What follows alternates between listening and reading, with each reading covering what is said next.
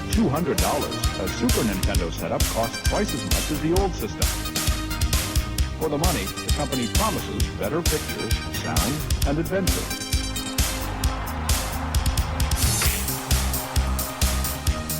Now you're playing with power, superpower. You're the king, I tell you! The king! Only for Super NES. Only on Super NES.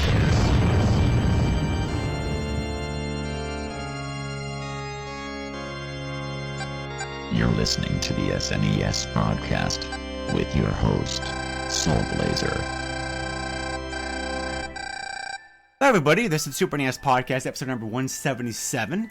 As always, I'm Greg, joined by my co-host Joe. Hello.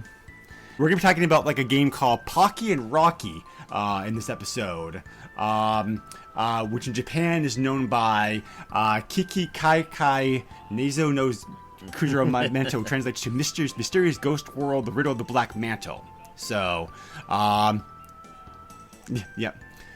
So, this game was developed by Natsume, published by them in Japan, licensed a title for worldwide distribution, came out in Japan December 1992, got released in North America in June 1993, and followed Europe a couple months later, like August of that year.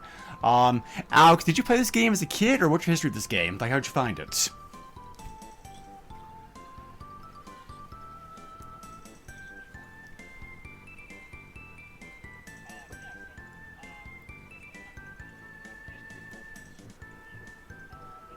Okay.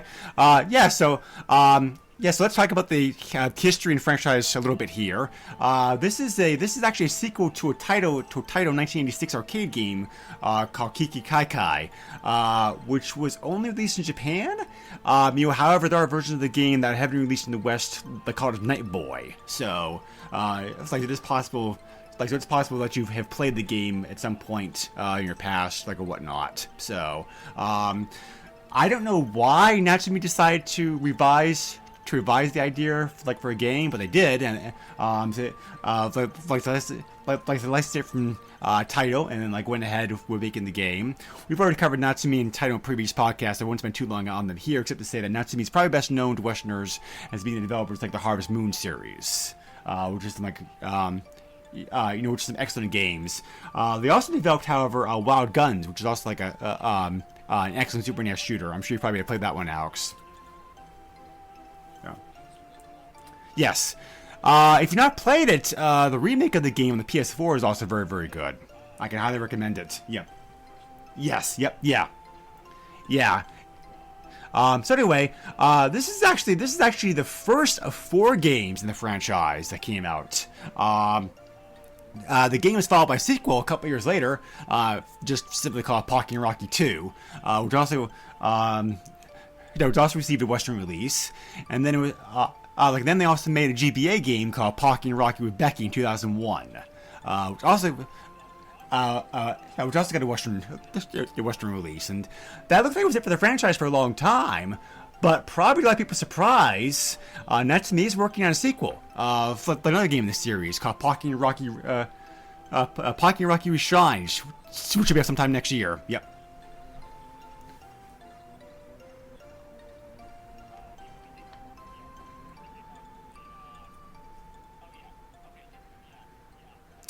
Oh, you could be thinking. Yeah, right. You could be thinking about a.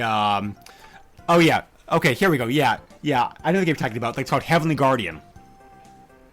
That came on the PS2.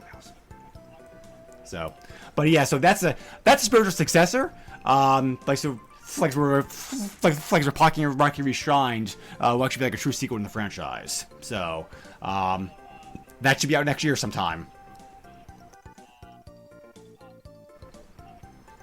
So this is a scrolling shooter, like at first glance. But yeah, so Alex, why don't you talk us?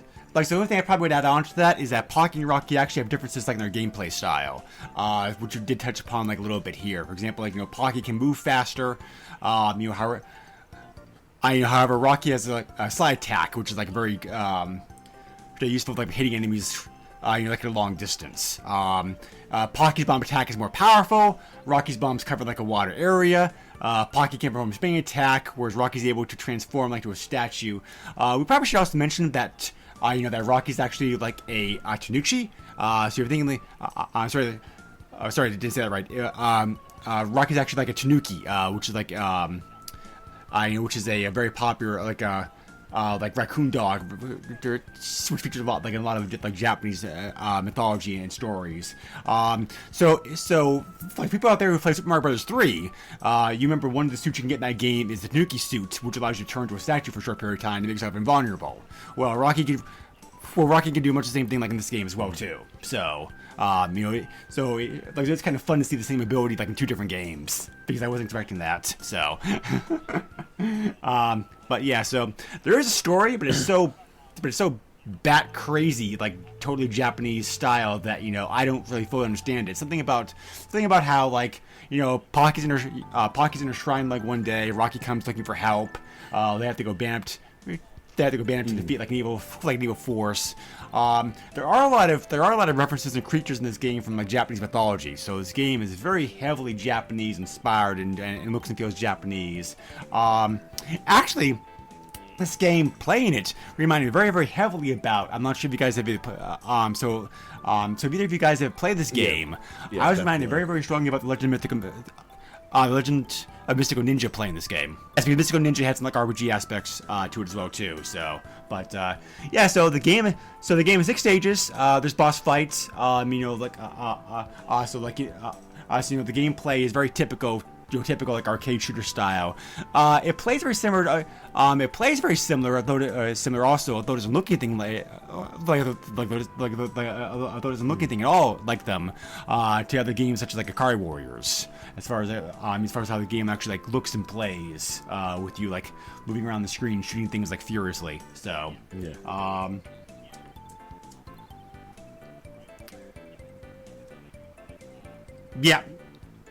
yeah. Right. Yep. That's another good good comparison to that. There's no because the game is a shooter and shooters do tend to be somewhat short. Most of the Let's Plays on YouTube are only about 45 minutes long. There's no password or save feature in this game. You do have unlimited continues, thank God for that, because otherwise you have to be insufferably difficult. There is also stage select code that you can use to hop ahead to a stage you want to play if you want to use that. So I'll mention that here toward the end. But yeah, and the 2-player mode did not get to do that, unfortunately because I was away this last week. But from what I saw online, the 2-player mode seems like it works really, really well since you are playing simultaneously with somebody else. So the graphics, as mentioned before, they're very large, bright, colorful. The sprites are very large and detailed. So the game definitely has a very cartoonish anime look to it, but it's not over the top. So yeah, the graphics of this game look very pleasing. They're very well done.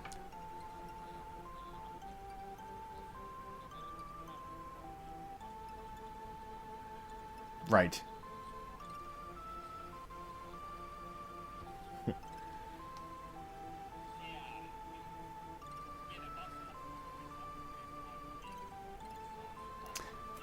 Yeah. Yeah, the box cover really does not really imply what the game is at all, so, but, yeah, so. No, I haven't, actually. That's not a surprise. Usually, during this time period, Japanese artwork for games tend to be better. But anyway, yeah, and also, I did not experience any slowdown or choppiness with this game. Even later on in the game, when things are really flying fast and furiously around the screen, so it seems like the program very well too. Oh, I beat the game, but I obviously had I obviously had to use save states, but I did beat the game. So yeah, but there's definitely a lot of there's a lot of stuff going on the screen at once toward the end of the game, and it's like the system handles it very, very well. So. You mentioned the music. The music was composed by the same person who composed a lot of the Natsume games, so it's a very good soundtrack. It's very. A lot of this game, I think, is underrated. But I think the music is especially underrated because with a shooter, you really need a very good soundtrack to shoot by. Like the Gradius games do that so well, for example. But it's a very good soundtrack. It's very fitting with the game. You're pushing the mood, like it works very well.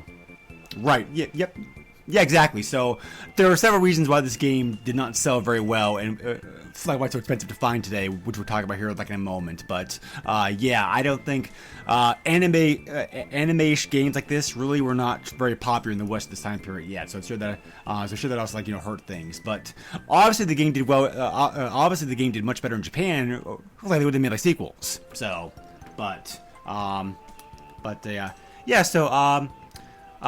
that's most of the game description in nutshell. Joe, I know that shooters are not. I'm sorry. So I know that shooters are not your most favorite genre, but I'm curious to know what you thought about the game. So this is one of those games where I remember having the Super NES emulator and just playing a bunch of random games, and this was actually one of the games, but I never caught the name of the game. So this was a pleasant surprise when I fired this back up and realized what it was.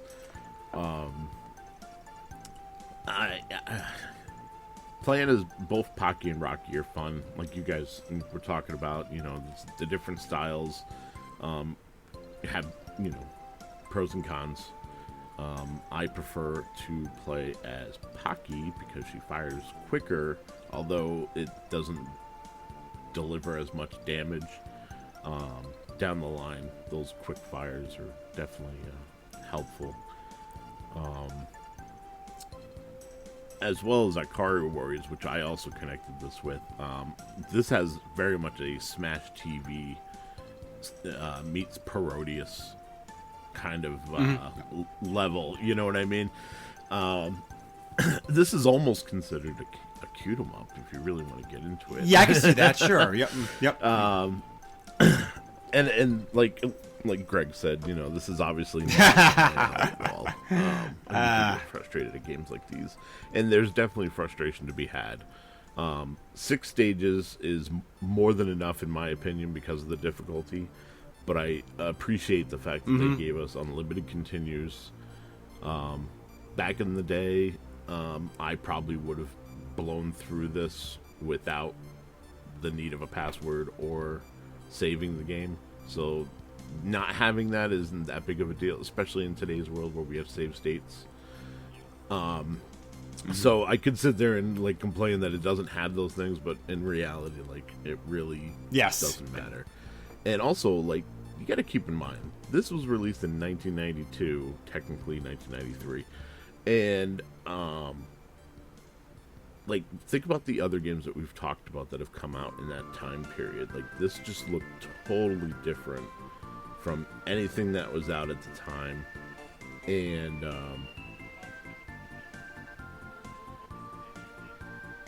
right. With the possible exception of Mystical Ninja, but yeah. But you figure, this lands in the same vein. Definitely. 1992 was stacked. You got Super Mario Kart, Contra 3, Soul Blazer, Super Adventure Island, games that are graphically beautiful and are favorites, but yet this game is just lost. It really is. And you could say, oh well, Super Star Wars 2 came out that year, and Magical Quest started its trilogy, and there's different things that you can point out and be like, okay, this is why it was lost. But in all actuality, it should not have been lost. This is a fantastic game.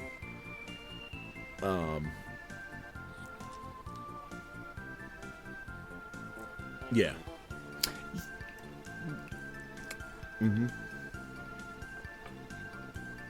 Yeah. Yeah.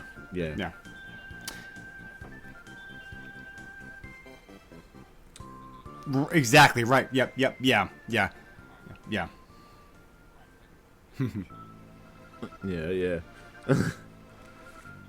So the Right. two biggest notes that I have, actually, I want to just say that the music also was fantastic in this game. It's not that it's like, oh my god, this is like the best soundtrack ever, but it fits the mood perfect.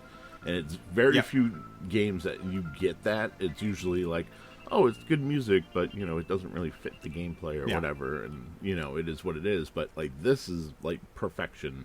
They did a great job with this. Yeah.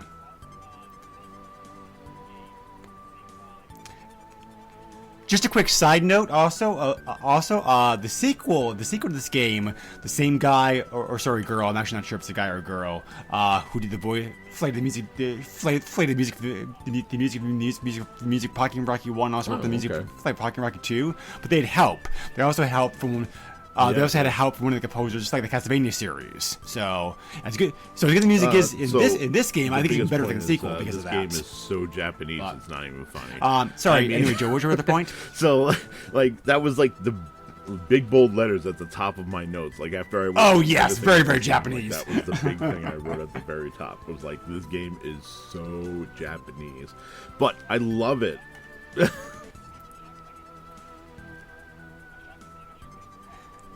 Which is why it's so shocking.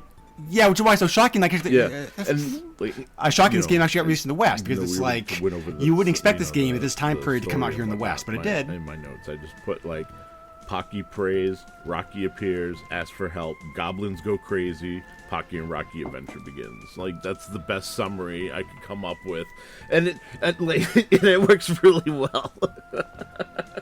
That works, yeah.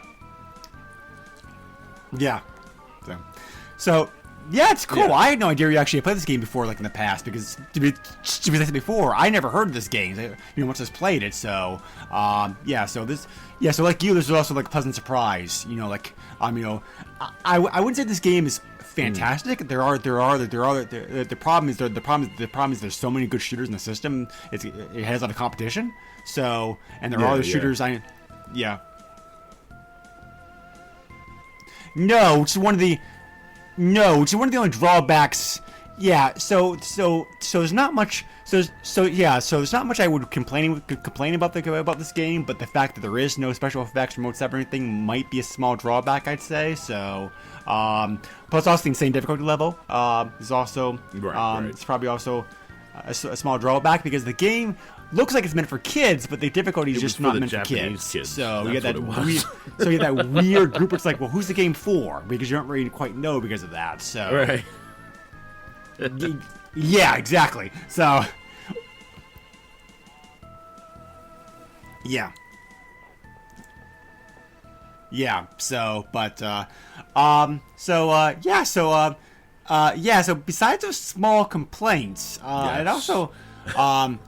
This game really would benefit like from the ability to be able to have like turbo function because, man, you're mashing that button down a lot. So, right, that makes sense. Yeah. So, yeah. So yeah, minus those small complaints, this is actually like a very good game because Yep, that makes sense. Yeah, I looked at the sequel briefly. I've not played it myself, but I definitely am curious to go check it out because, because from first glance, the game, the sequel does look very, very similar. So, but there are a lot of differences, which you just like pointed out. So, like Joe, I also, preferred like playing. I mean, Rocky does have his advantages, like for sure. But I think for maybe somebody who's first time playing this game, they may have a slightly easier time playing as Pocky. But not much of an edge, mind you, because it's still going to be a hard game anyway. But at least don't get me wrong, Rocky, I think, is better suited for like a second playthrough because he does have very different abilities. But And the slide is fantastic. But, I mean, like I said, Pocky's faster. She even moves. And the slide's also great for like avoiding attacks. Which I thought was the fan. Yes. Faster. And then, I mean, her slide isn't fantastic, but, it does, I think, a little bit more than what Rocky's does. Yeah.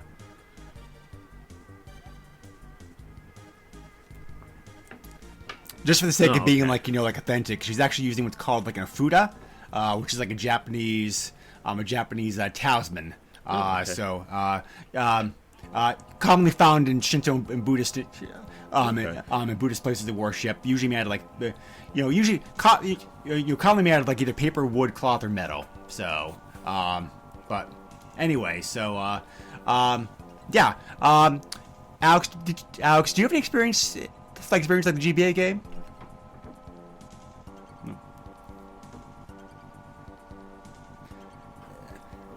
Emulation is probably your friend there. Yeah, emulation is probably your friend with that. It's like at this point, so because the GBA does emulate, very well these days. So, but the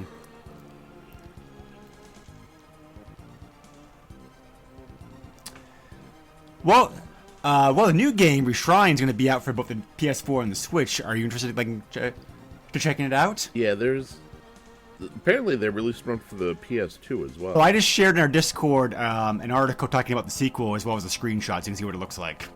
Yeah. Just reading this article, Reshrine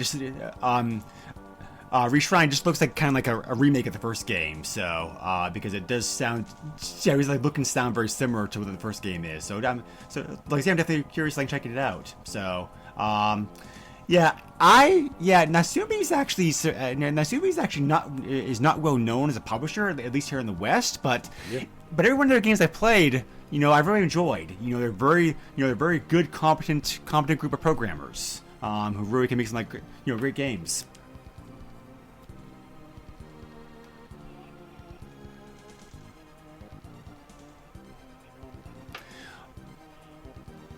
Well, I can talk about it briefly here. They've been around since 1987.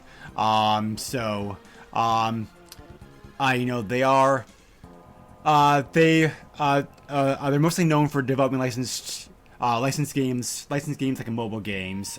They've made games for numerous systems over the years, starting off with the NES, the MSX, the Game Boy, the Sega Master System, the Super NES, and then going on to more modern systems. Pretty much every system that came out, they developed a game for. So, so definitely a very long history. Like I said, they're best known here in the West because of the Harvest Moon series. But they also developed a bunch of games, shooters such as Scat, Wild Guns. We already talked about that. Shadow of the Ninja. They actually published Lufia 2, which Joe and I are going to be covering here in the podcast in a few weeks. So, but anyway, so they also operate their own eBay shop. Selling copies of their older games still sealed, collect them and stored from their offices. So there's a copy of this game that went for sale recently, which we'll talk about when we get to eBay pricing. So, which is it was pretty insane. So, but anyway, So, thank you for bringing this game to our attention because, like I said before, one of the things about this podcast, finding out, the library is so huge. There's just so many games out there that you really don't know about because it's who can keep track of 1,000+ games?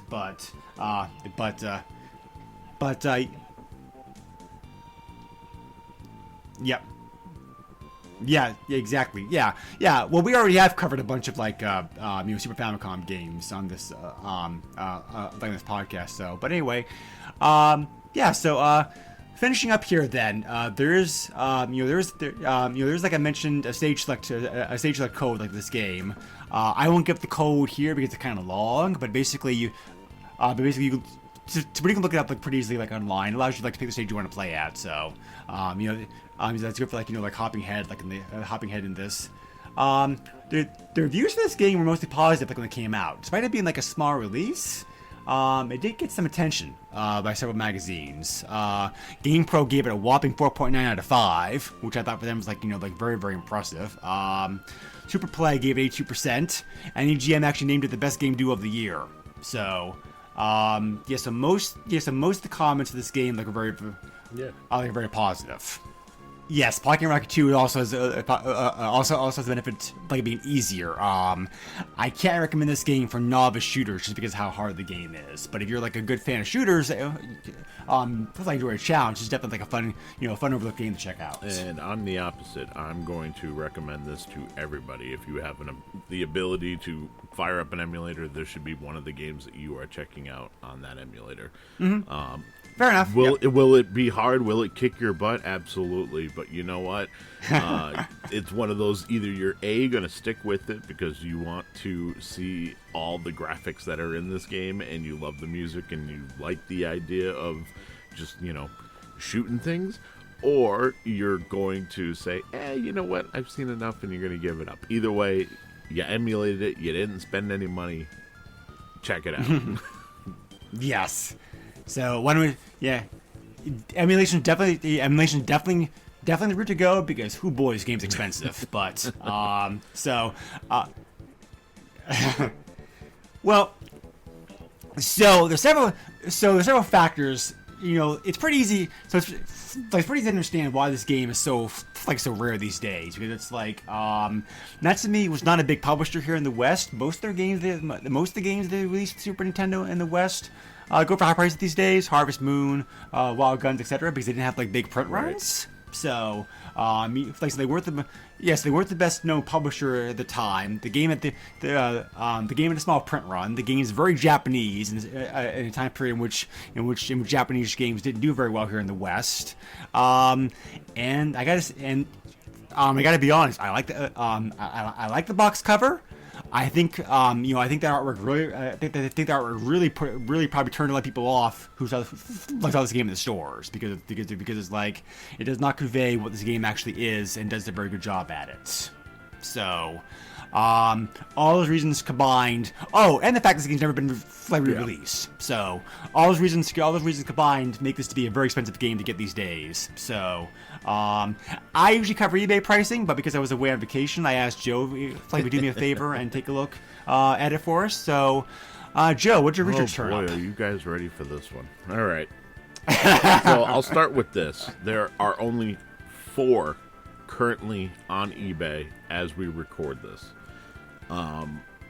One was a buy it now for $93.74. I'm pretty sure that's someone trying to sell a repro as the real thing. The others were one was bidding and was up to $107.50. The other 2 were buy it nows at $200 and $205. The last copy of this game that sold was on November 26th, so just a couple days ago, as of this recording, for $249.95. Before that, the last copy that sold was September 1st. And that was for $157.50. And that's generally what I was finding. And these were all loose. These are all loose prices. Got it, yeah. I found 150, 148, 171, 199, and 169. That's going as far back as June of this year. One copy in complete, perfect mint condition I saw sold. That was $255. Okay, all right, got it. I mean, considering what loose prices are going, having a complete copy for $255 isn't that bad. That being said, there's also a complete copy up right now that you could buy that's sitting at $550. So, Ouch. So, and usually in these situations, I would tell you to go for the Japanese Famicom cartridge because usually it's cheaper. As of this recording, I found 3 that are currently being auctioned or set at buy it now at $89.98, $84.97, and $94.95. One of those actually comes from Japan. The other two are here in the U.S.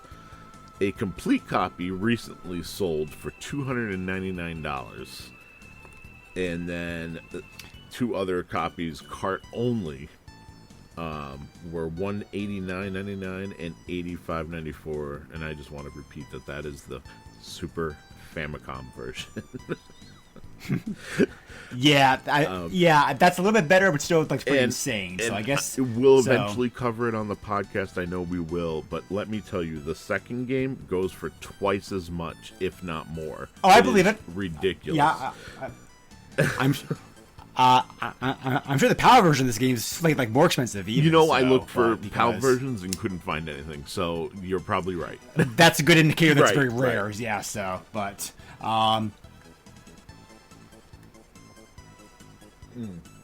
Really, are they?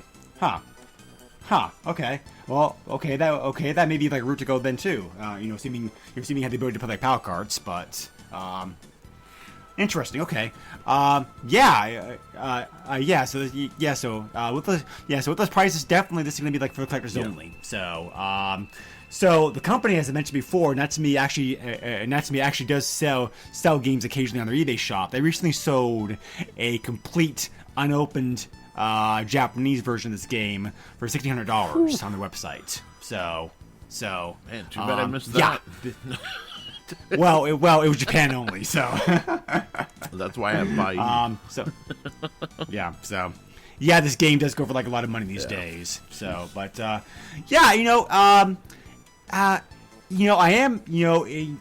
think it is great that Natsume is doing like a remake of this game apparently coming out next year. But if they, maybe they should look into trying to do like a collection of the older games and just like make it available on like Steam or Switch for like a few bucks. But because I think it'll probably like sell very well. Help expose people that the franchise who never got exposed to it before in the past for various reasons. Speaking about like speaking of like strange remakes and remakes I didn't remakes I never expected to hear about. A little bit off topic here, but did either of you guys play a game either on the NES or like either on the NES or Genesis? They were just called The Immortal. The Immortal. It came out on both the NES and Genesis. Like the two games are, it's a little bit different on both systems, but it came on both systems. Yes. Yep. They actually announced they actually announced the remakes. Like they worked on like that game. I actually enjoyed that game quite a lot. I had the NES version, so the Genesis version is a bit different. It's more bloody, of course, because it's Genesis. But the plot's a bit deeper. But it's a good game. So so I don't mind remakes as long as they're done well. I don't know. So but speaking about like Super NES remakes, I've really enjoyed. Anybody out there who's a fan of Actraiser, the new remake of that game, Actraiser, what's it called? Renaissance, is very very good. It's like what we're playing. You can send us comments, questions, feedback, etc. on this podcast through our Facebook group, or you can also send me an email directly to the SNES podcast at yahoo.com. Joe, how can they find you at? Technically, I scrubbed my social media, so you technically can't find me anywhere. But Facebook is still up. You can find me there. I won't be responding anytime soon. And Twitter is still at JOESUX30. But again, I won't be replying anytime soon. I removed all those apps from my phone, and I've sparingly have popped in to kind of see what's going on in the world, and that's pretty much it. I honestly did forget about that because I've been gone for a week myself. Yeah, no, you're good. But okay. So next time on the podcast, I'm throwing Joe a bone for some of the games we covered recently. We're going to be looking at a wrestling game. As a matter of fact, we're looking at another Natsume game, which is not planned. It just happened to work out this way. But we're going to be covering Natsume Championship Wrestling on the podcast next time. So, Joe's a big wrestling fan. He's not played it. You said you haven't played it yet before, right, Joe? Played it. Yeah. So, So being Natsume game, when I was just like giving them praise, like how good their games have seemed to be, I'm very curious to check it out. I'm scared. Even though I'm not a big wrestling fan, I'm certainly hoping I can find some enjoyment with it. So, yeah. But anyway, Joe, as always, thank you for being on the podcast with me. I appreciate it. And all right, everybody, thank you very much for listening to the podcast. Stay safe, and we'll catch you again next time. Later, all.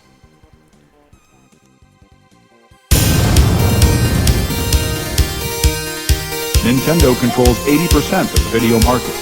But no matter how you play the game, or which game you play, things definitely have come a long way since Pac-Man. Now you're playing with power. Super power.